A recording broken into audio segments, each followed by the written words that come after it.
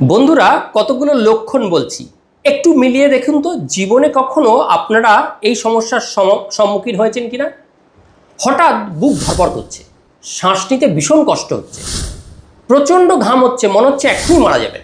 আপনি কি ভাবছেন আপনার এক্ষুনি হার্ট অ্যাটাক হবে? অবাক করার বিষয় হলো অনেক ক্ষেত্রে এটি হার্ট অ্যাটাক নয়, বরং প্যানিক অ্যাটাক। সেটা কি ডাক্তারবাবু?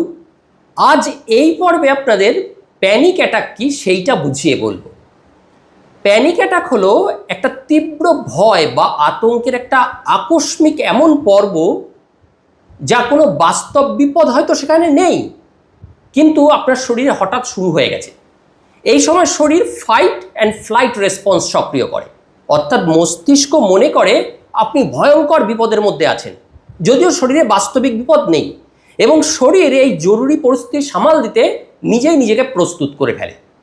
ফলে দেখা যায় প্রচণ্ড বুক ধরপড় করছে, বুকে চাপ ধরা ব্যথা হচ্ছে, শ্বাসকষ্ট বা দম বন্ধ হয়ে আসার অনুভূতি হচ্ছে, প্রচণ্ড মাথা ঘুরছে, প্রচণ্ড হাত পা কাঁপছে, অতিরিক্ত ঘাম হচ্ছে, শরীর অবশ বা ঝিনঝিন লাগছে, মনে হচ্ছে যেন এখনই মৃত্যু হবে, আমি সব কিছুর ওপর নিয়ন্ত্রণ এখনই হারিয়ে ফেলব।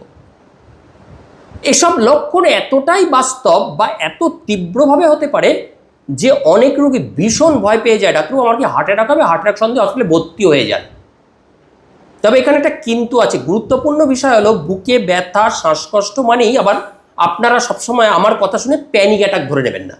বিশেষ করে যদি যাদের হাইপার টেনশন আছে, যাদের ডায়াবেটিস আছে, অর্থাৎ যাদের হৃদরোগের ঝুঁকি আছে, ডিসলিপিডেমিয়া, লিপিড প্রোফাইল অ্যাবনর্মাল হয়ে রয়েছে, বা প্রথমবার যদি এমন হয়, তাহলে অবশ্যই আপনারা কিন্তু এই সব লক্ষণ দেখলেই চিকিৎসকের কাছে যাবেন, এবং চিকিৎসকের মাধ্যমে হার্টের সমস্যা আছে কিনা সেটা পরীক্ষা নিরীক্ষা করে এক্সক্লুড করবে বা বাদ দেবে।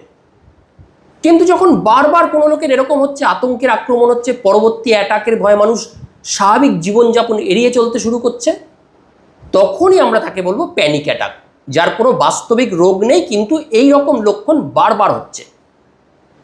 প্যানিক ডিসঅর্ডার আবার ভাববেন না দুর্বল মানসিকতার লক্ষণ বা এটা মনের ভুল। এটি একটি স্বীকৃত মানসিক স্বাস্থ্য সমস্যা, যার কিন্তু কার্যকর চিকিৎসাও রয়েছে। কি কি করতে হবে? কাউন্সিলিং, বিশেষ করে কোয়াগনিটিভ বিহেভিয়ারাল থেরাপি বা সিবিটি, প্রয়োজনে কিছু ওষুধের সাহায্য লাগতে পারে, যার ফলে অধিকাংশ মানুষ কিন্তু স্বাভাবিক জীবনে ফিরে আসতে পারে। তাই আতঙ্কে এই সমস্যাটা লুকিয়ে না রেখে প্রয়োজনে ডাক্তারবাবুর সমস্যা নেই। তাহলে নিশ্চয়ই বুঝতে পেরেছেন প্যানিক অ্যাটাকটা কি। আপনি কি কখনো প্যানিক অ্যাটাকের অভিজ্ঞতা পেয়েছেন বা কাউকে দেখেছেন আশেপাশে আপনার যে আছে এরকম করছে? তাহলে কমেন্টে জানান। এমন আরও বিস্তারিত স্বাস্থ্য সমস্যার তথ্য পেতে আমাদের ফেসবুক পেজটিকে ফলো করতে পারেন এবং আমাদের ইউটিউব চ্যানেলকে সাবস্ক্রাইব করতে পারেন। আশা করি আপনারা প্যানিক অ্যাটাকে ভুগবেন না।